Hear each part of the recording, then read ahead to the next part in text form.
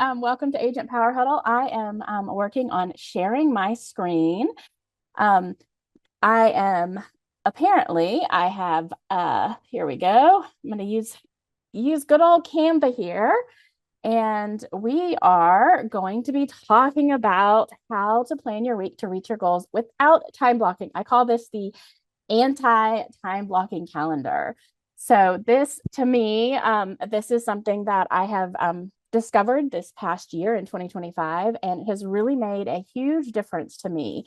And the reason is that for a lot of people, I feel like that we're taught to time block. But what tends to happen is, at least for me in my experience, is that I would not I had a bunch of tasks, right? I had a big long to-do list, but they weren't actually showing up as a result of my goals. And the other thing is, and this was sort of the big eye opener for me, and I hope this is going to make a difference for you too. And this is planning your day around time capacity. Okay. And so these two things really make a huge difference and really let you plan based on what you have available for your time and fitting tasks into that time availability. And the system, as you see as we go through it, is going to help you understand how your goals, your tasks created by your goals and connected to your time capacity will get you farther on your results to meet your goals. Okay, so most of you have done some sort of time planning, right? We have annual goals. There's all different methods. So this is assuming you've already done this. If you haven't, I'm going to go through the big picture stuff a little bit faster. If you haven't yet done it, this is your wake up call. Go ahead and start with your vision. These are the main categories that I work with. I create my goals in these different categories or pillars, let's call them. You may have different pillars that you utilize. But what you're going to do is to go ahead and write your goals, create your vision. These are the big goals, the big picture things. Then what you're going to do is out of those, you are going to choose 3 pillars. So over on the right here on the screen, you'll see I have the main pillars that I put all of my goals into for the year, what my vision for the year is going to look like. And then I picked 3 main pillars. So for me, those this year were health, financial, and work. Now, for some people, you may say, I'm good to go. My main focus this year is just work, just my real estate business. And if that's the case, then maybe you have pillars within work that you want to focus on, such as buyers, sellers, agent attraction. Whatever it is, you want 3 large pillars that you're going to have your goals for that you're going to be focusing on. With these pillars, we are going to actively build out projects, tasks, habits, and we're going to use your weekly planning energy and your daily planning energy focused on those 3 pillars. Now, why only 3 pillars? Well, because you can't care about everything. And that's, one of those big lessons we have to learn. You can switch your pillars. Some people may say, I want to focus on this for the first half of the year, and then I'm going to focus on this other pillar the second half of the year. So there is some flexibility with the system. You're not stuck with just one pillar the entire year. So we have your goals focused on pillars set within those pillars. Then you've got your top 3 pillars that you're going to focus on for the year or 6 months or a quarter, however you decide to do it. And then what we're going to do is we are going to develop projects. Okay. Now this is where it gets fun because we use the word projects and people think about different things. But for this purpose, for creating tasks and reaching your goals, a project is really going to be anything that moves one of your goals forward, but requires more than one step to complete. Okay. And the reason we're going to do this is we are going to capture all of your ideas. This is a big brain dump. You're going to take one pillar, whether it be health or work, and you're going to start writing out, brainstorming, brain dumping all those ideas you have of the things that could make a difference in your business if you're working on work. Okay. Maybe it's you're going to focus on open houses, or maybe you're going to do cold calling, or maybe you're going to focus on farming for listings, right? Whatever your big project ideas are. Now, the other thing is these projects can be smaller too. They can be a newsletter. They can be maybe one of your goals is social media, is doing, social media. And so you might say, well, my project is going to be consistency on Facebook posting, okay, or Instagram posting. So whatever your project is, you're going to list as many of them as you want. You're going to brain dump it all. But here's the key. The key is that for every project, you're going to use one Post-it note. All right. If you have a lot of tasks with it, you may have a second Post-it note that you add to it. But the idea is we're going to do one project per Post-it note, one, and I like to color code them. It's just a tip because it helps. So here's what I mean. Okay. So now I'm doing this digitally, but here personally, I've had some camera difficulties getting rid of the background. So I couldn't show you actually what's happening because I can't get rid of the blur. I never know if you're going to be able to see anything, but I actually use Post-it notes like this. Okay. And the reason I do that is because they are movable. So here's I don't know if you're gonna be able to see that. Can you see my Post-it notes here? Ooh, a little bit. So I'm using the digital version so you get an idea. So I color code them. For me, purple is my pillar of personal or self-care health. My green is financial. Recall, I'm working on the 3 pillars of work, financial, and work. And so my work is orange. Now you notice I have a blue one here, and here's why, right? Because when you start brainstorming and you're focused on these 3 pillars, you're probably going to have other thoughts. You're going to be like, oh yeah, I also, I want to do this for family vacations. For me, I'm thinking about the fact my son is to senior year next year, and I am going to be wanting to focus on a pillar next year is going to be family time, family vacations. So I start have these ideas. Go ahead, stick them on a Post-it note. Okay. Because you're collecting all of your ideas. Use as many pages, 8.5 by 11 pages as you need to see. I can't turn off blur. That's not working, but as many pages as you need to put your Post-it notes on. You can use larger Post-it notes, whatever you need to do to get those projects out of your head, connected to the pillars you're focusing on, plus any ancillary thoughts that you have or other pillars.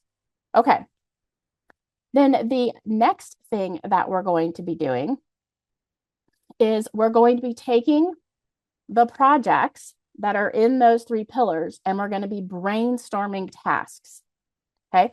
Now, if you don't have tasks that are associated with specific projects that are associated with specific goals, then you don't have progress, right? This is one of the big missing steps that I had.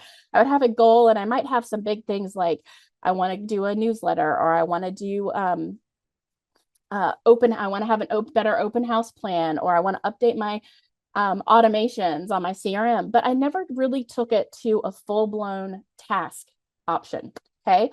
So tasks can be actions. They can also be decisions. Maybe for that newsletter, the very first thing I need to do is ask my colleagues to see examples of their newsletters they send out, right? It could be deciding what the format of my newsletter is. So this is the other key thing, and I'm going to introduce something, and this relates to the time capacity aspect you're going to see a little later on. And that is that every task needs to have a time estimate. Do your best to put one in, but we are going to make sure when we get a little farther along that before it gets onto your daily calendar, that it has time associated with it. And this is something that I love, and this is the concept of time circles.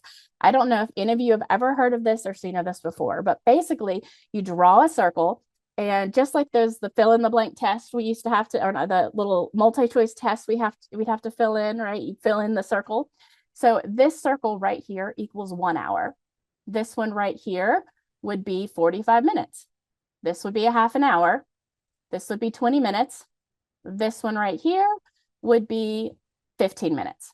Okay. So that's the concept, is that circles can visually represent time, because our brains are visual things, right? When we think of something, when we think of a word like banana, most people see an image, not the word. So we have visual representation to sort of solidify how long something is going to take.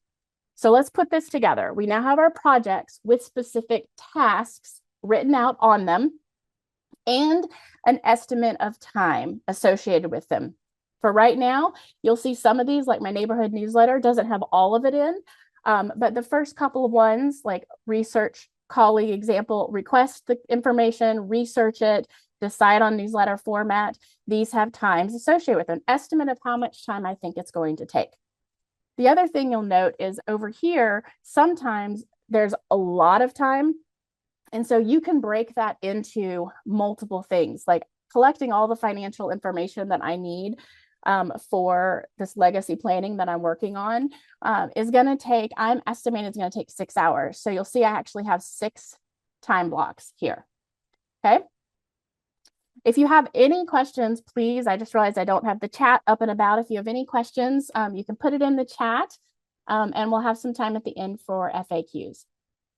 All right. So now that you have brainstormed as much as possible, put some time estimates for as many things as you can at this moment for any of your Post-it notes, but especially on the 3 pillars that you're working on, those projects. The next thing that's going to happen is you are going to pick only 3 projects at a time. Okay. Now, again, why? Because we can only do so much. In the past, I have difficulty, and I know there are lots of people out there who have so many things going at one time, and you can't finish them. Well, this is going to help you finish them. The first thing you're going to do is you're only going to pick 3 new projects at a time. All right. This is going to allow you to do decisions. So let me say, this is going to allow you to create habits or finish a project depending on what the project is. Now, you notice I said new projects. What I mean by that, and you'll see a little bit later, is if you have something that you're already doing on a daily basis, and it's not going to require the same things like decisions, setup, momentum. It's something that's already a habit in your life, then it doesn't have to count as a project. So when I say new projects, it's anything that's going to require a little bit of extra energy or multiple steps to complete. Okay. We're going to have a separate section just for habits that you're already doing. And the other thing is that if you end up in a position where a particular project is stalled, so a common one is maybe you've decided that what you want to do is a certain newsletter project, or let's say farming, but you've realized in that research that it's going to cost a certain amount of money to do the farming, and you need to save up money to be able to do it for an entire year. Well, that project can get paused and you can pull in another project, okay, while you're waiting to save up that money. So no more than 3 projects at a time that are fully detailed out with the tasks and times associated with them. When I mentioned we would talk about habits, okay, so if you have things that are either habits that you already do or that are habits you want to create from your regular tasks, then this is a habit tracker that I've created. I'm happy to send it to you. It's pretty basic. There's no extra features, but I'm going to tell you what I do. So this is something I look at, the habits that I want for each month. Okay. Over here is your daily habits. This is where you can put them. The top here are your monthly habits, the top right. And then down here are your weekly or bi-weekly habits. So for this, I like to have a habit tracker for each of my main pillars. But you could have no more than 3 is my magic number, no more than 3. So you could do one habit tracker with everything from all 3 of your main pillars on here. You could have, one habit tracker that you're going to focus on with one pillar, but no more than 3, one for each pillar maximum. Okay. Because it just becomes too many tasks to keep track of. Now, if I do separate these out into different, having multiple habit trackers, like one for my health or personal, and then one for work, I don't necessarily, these don't have to be full. There's space for whatever you want to put here, but they don't have to be full. Okay. All right. So this is how I track habits that I either want to create or that I'm already doing. And that's kind of a nice, yes, it's going to help make me feel good. So let me summarize what we've got for what I call this is like our strategic planning section. You've got your goals that you've set out under your pillars. You picked 3 pillars. You have projects within those 3 pillars, brainstormed as many as you want with extra ones for the other pillars you're not focused on as you think about them. You now have tasks with times for those 3 projects. And here is where it gets exciting because we're going to focus on the time capacity and actually getting those tasks done. This is what I call the anti-time blocking method. So the very first step that we're going to do is we're going to identify your fixed commitments for the week. This is what would show up in your calendar. Okay, now in this case, you'll notice I am not going to be using block timing on my calendar. I actually have my weekly commitments on, not on my digital version. And the reason I do that is because my digital version, I block time when it's available for people to book consultations, for example, right? Buyers or sellers to book a consultation with me. And so I use that calendar mostly for fixed commitments, but then to block time that I don't want other people being able to set an automatic calendar appointment time. But I'm going to show you what it looks like because your calendar is only, when I say calendar, your weekly commitments, it's only going to be appointments, meetings, events that are fixed commitments that cannot move. We're not going to actually put on tasks, habits, any goal actions associated. So here's an example.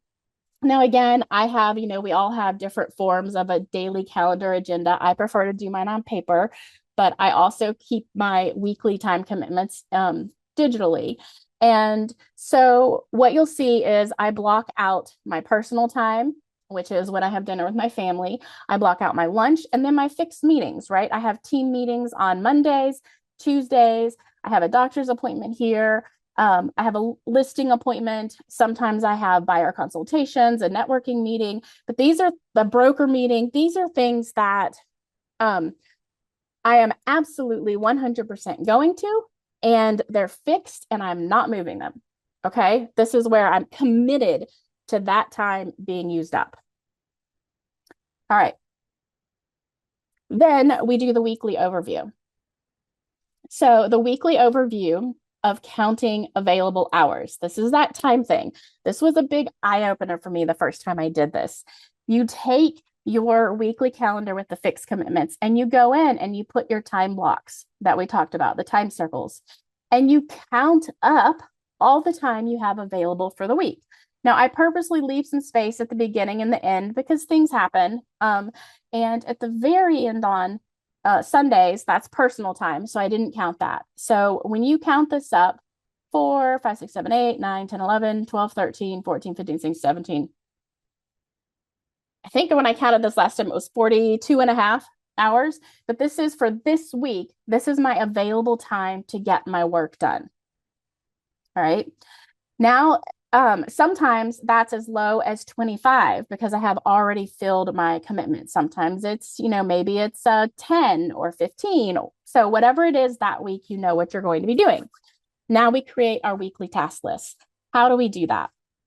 We go in to our brainstorming list with those projects. Remember, we have the project list.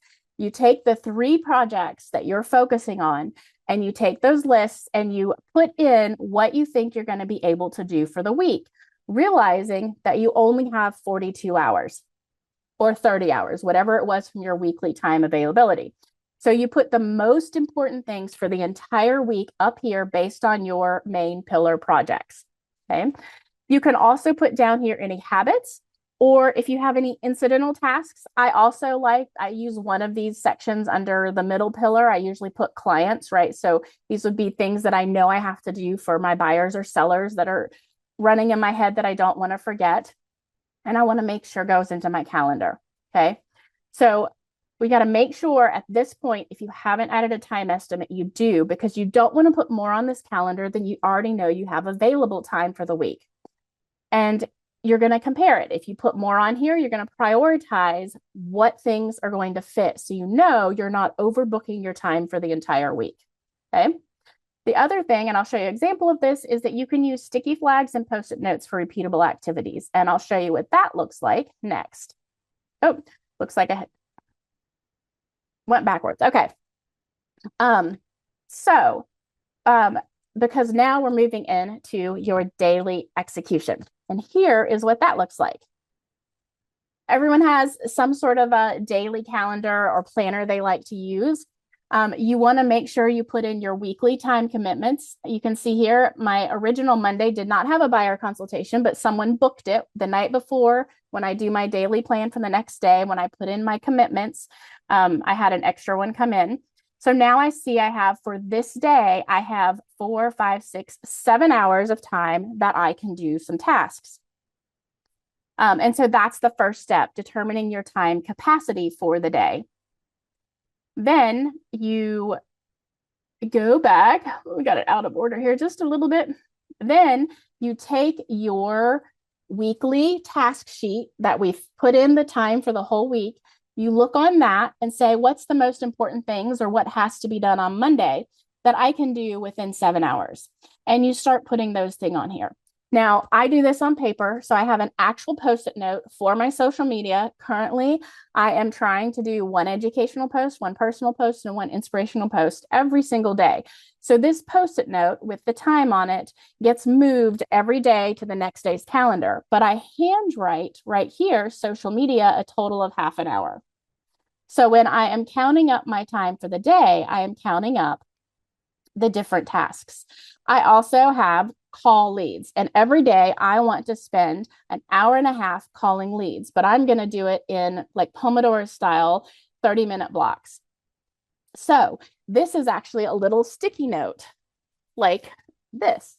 You can see this kind of thing where I put leads, call leads. I can move it every day and decide how many hours I want for that particular day based on my time availability. So I'm filling out my daily sheet based on my time capacity and based on the weekly tasks that I have pulled from the projects that are pulled from my pillars and my goals. All right, so here's an overview of how that works. Every week, I identify the fixed commitments for the week, and then I count my available hours, my capacity for the week. Then I create a weekly task list that I pull from the 3 projects and regular tasks and habits. I prioritize based on my capacity for that week. Then for daily execution, the night before, every day, I check tomorrow's availability, my weekly commitments, count available hours, and I put tasks that fit into that time based on the weekly task list. And I also fill in my habit tracker every night. Okay. So, here we go. Duplicate sides here. All right. So here's how it all fits together. Once a year, goals and pillars, ongoing, those post-it projects. Anytime you think about it, you can go ahead and, put a new project task in my project notebook. You can move them around. Monthly, I redo or take a look at my habit tracker, the 3 pillars, make sure I'm still working on the pillars that I want, and the 3 project review, change them out if I finished one or need a new one. Weekly, capacity-based planning, and daily, time-based execution, and I complete my habit tracker. Okay, here's another visual for those of you that like it. So if you start with your strategic planning, making sure you focus on, this is where people miss out a lot, specific projects with tasks and time, then you can do the anti-time blocking method, which is based on looking at your commitments and your capacity and filling in prioritized task lists from those projects that meet your goals. This will allow you to plan big, but have small execution. They will allow you to make adjustments often to complete your goals. One thing I forgot to mention that I'll go back to here on is this is where I cross things off on my daily calendar right here. I check my email, seller check-in once I do it. So if it's 9 o'clock in my day, I look and go, hey, I've got an hour at 9. Which of these things do I want to do? you notice I'm not actually putting them on the calendar. I'm saying, which thing do I feel like doing right now? Which is the highest priority? And then I do that thing and then I cross it off. Okay. Does anyone have any questions? Do I find time circle images in Canva? So I actually, I don't actually use, I mentioned I use a paper. I did it online. I use a paper calendar and I circle. I used in Canva, if you wanted to do it digitally, I use the table. It's a graphic. It's a circle graphic that it's a chart, right? It's a circle chart where you put in like 50% and 50% for halftime and halftime. Okay. Does that make sense? Yeah. I wanted to know how you used Canva to create any of these things, or do you use it at all to help execute any of these pieces? I used Canva to create the habit tracker because I had a very particular image in my head of what I wanted. But I also I have a kit that I sort of pre-purchased from someone related to some of the calendar pages, like the weekly to-do list and stuff that fit. But I did create, as you saw in Canva, I did create a new one specifically for this. So I'm happy to yeah, I'm happy to share those. So yeah, if any of them are templated, I would love that. The habit tracker for me feels a little busy for my eyes. I wouldn't know how to do it in that format, but I would love to figure out a different format for myself on that. Yeah, no, absolutely. You can do your own, but this is how, again, I'm having trouble. I can't turn the blur off. This is how I fill it off. So I wanted to have everything on one sheet for each pillar, right? Yeah. And but yeah, it's definitely, and I love the color coding. That helps me a lot. Yes, color coding is great. And we use the PowerPoint present.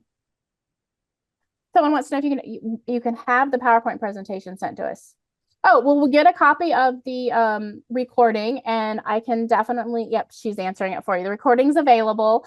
And I'm happy to answer more questions. I know this is a lot of information in 30 minutes, but I was just so excited about finding a system that really focuses on time capacity. And I'm happy to do templates for you if that would be helpful, David, as well.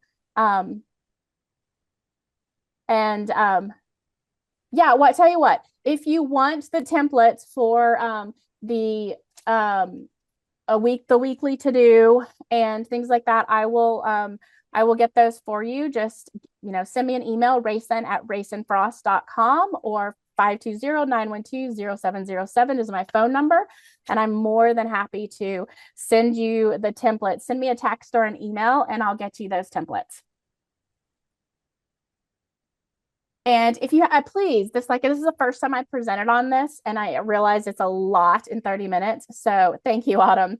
So if you have any questions or want more information, I'm more than happy to do a follow-up. And apparently, I think I need to break this into a two-part thing, where first is the strategic planning and second is the weekly and daily execution would make a lot more sense based on timing. So yeah. It was great though. But yeah, yes, wonderful. It could easily be a multi-part session.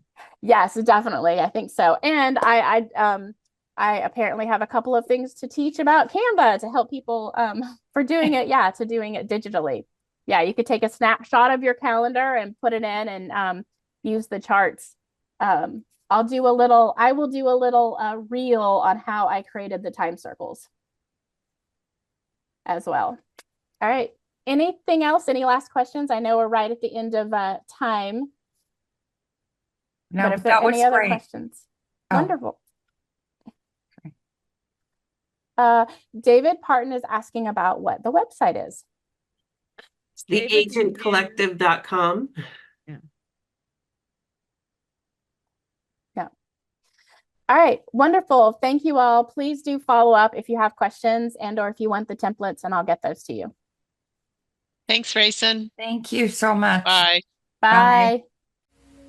If you'd like more information or to get connected to the Agent Power Huddle, join our free Facebook group. This call was designed for the agents in our EXP organization, but open to any agent from any brokerage. If you're a guest and you're interested in learning more about EXP or our specific resources within the Agent Collective, reach out to the person who invited you to this call to get more info. Produced by the Agent Collective Media Network.